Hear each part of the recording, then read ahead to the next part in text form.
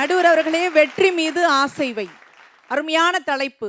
ஒவ்வொரு மனிதனுக்கும் வாழ்க்கையிலே ஒரு நம்பிக்கை வேண்டும் என்று சொன்னால் வெற்றி என்கின்ற ஒரு இலக்கு நிச்சயமாக அவனுடைய மனதிலே இருக்க வேண்டும். நடுவர் அவர்களே, சிறகு கிடைத்தால் பறக்க நினைப்பவர்கள் அல்ல வெற்றியாளர்கள், சிலுவை கிடைத்தாலும் அதை சுமப்பவர்கள் தான் வெற்றியாளர்கள். நடுவர் அவர்களே, ஒரு பறவை ஒரு கிளையில உட்கார்ந்துகிட்டு இருக்குன்னு சொன்னா அந்த பறவை கிளைய நம்பி உட்கார்ல. நடுவர் அவர்களே, அதனுடைய சிறகை நம்பித்தான் அங்கே உட்கார்ந்து இருக்குது என்று சொன்னார். அதுதான் வெற்றியினுடைய அடையாளம்.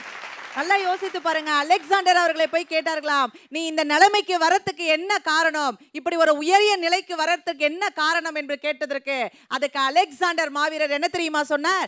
நான் பிறப்பதற்கு 2 பேர் காரணமாக இருந்திருக்கலாம், ஆனால் நான் உயர்வதற்கு என்னுடைய நம்பிக்கை தான் காரணம் என்று சொன்னார் என்று சொன்னால் அதுதான் நடுவர் அவர்களே உண்மையான வெற்றியினுடைய அடையாளமாக இருக்குது. வெற்றியினுடைய ரகசியம் என்ன தெரியுங்களாங்க? தோல்வியை பழகு பழகு பழகுன்னு சொல்லிக்கிட்டே இருந்தோம்னா தோல்வியை மட்டும்தான் நாம யோசிச்சுட்டு இருப்போம்.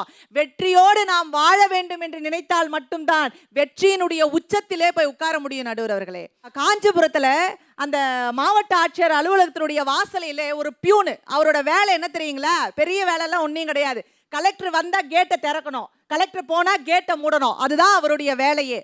ஒரு நாள் அவருடைய மகளை கூட்டிக்கிட்டு அங்க கேட்டுக்கிட்ட போயிட்டு உட்கார்ந்துருக்காரு.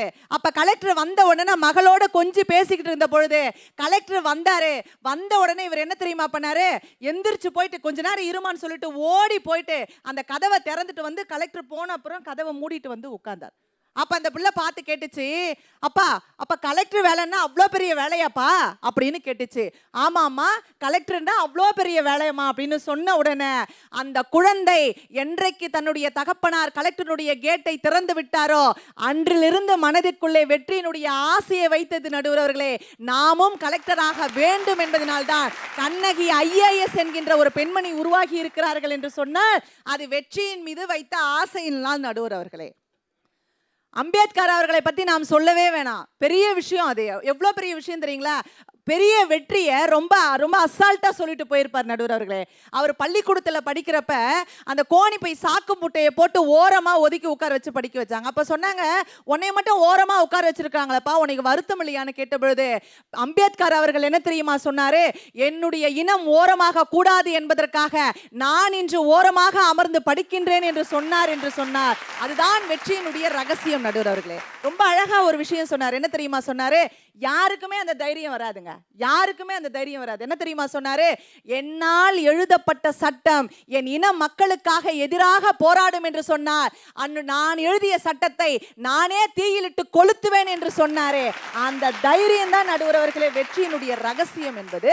சும்மா வந்துட்டு தோல்வியை பழகு, தோல்வி எத்தனை நாளைக்கு தான் தோல்வியை பழகுறது? யோசித்து பாருங்க. தோல்வியை பழகி பழகி பழகி ரணப்பட்டு போன இதயங்களுக்கெல்லாம் மருந்தாக வருவது எது என்று சொன்னால் எங்களுடைய வெற்றியின் மீது வைக்கின்ற ஆசை தான். நடுவர் அவர்களே, வாழ்க்கையில போராட்டம் இருக்கத்தான் செய்யும். நடுவர் அவர்களே, அதுக்காக நாமெல்லாம் கலந்துக்கூடாது. ஒன்றும் இல்லைங்க, ஊட்டி மலை ரோட்ல ஒரு பஸ் போய்கிட்டே இருக்கு. பஸ் பின்னாடி ஒருத்தர் உட்காந்துருக்காரு, அதுக்கு முன்னாடி டிரைவர் உட்காந்து ஓட்டிட்டு இருக்காரு. அதுக்கு பின்னாடி உட்காந்துருக்கிறவன் சொன்னா, என்னடா குடும்பம், என்னடா வாழ்க்கை, என்னடா பொண்டாட்டி, என்னடா பிரச்சனை அப்படின்னா.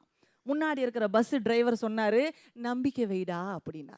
திரும்பவும் பின்னாடியில இருந்து சொன்னா, என்னடா குடும்பம், என்னடா வாழ்க்கை, என்னடா பொண்டாட்டி, என்னடா பிரச்சனை அப்படின்னா. திரும்பவும் டிரைவர் சொன்னாரு, வாழ்க்கையில நம்பிக்கை வைடா அப்படின்னார். கோவம் வந்துருச்சு அவனுக்கு. நிப்பாட்டு, என்னையா சொல்லிட்டு இருக்க? எதுக்கு நீ நம்பிக்கை வை நம்பிக்கை வைன்னு சொல்லிட்டு இருக்க? பொறுமையா இருப்பா, எனக்கு கொடுத்தா 2 கண்ணும் தெரியல, பஸ் ஓட்டிக்கிட்டு போறான்ல.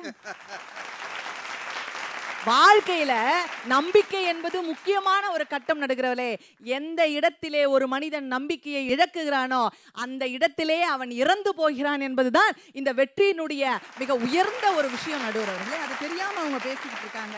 வெற்றியின் மீது ஆசை வைக்காத மனிதன் அரை மனிதன் என்று சொல்லி வாய்ப்பளித்த நல்ல உள்ளங்களுக்கு நன்றி பாராட்டி விடைபெறுகின்றேன். நன்றி, வணக்கம்.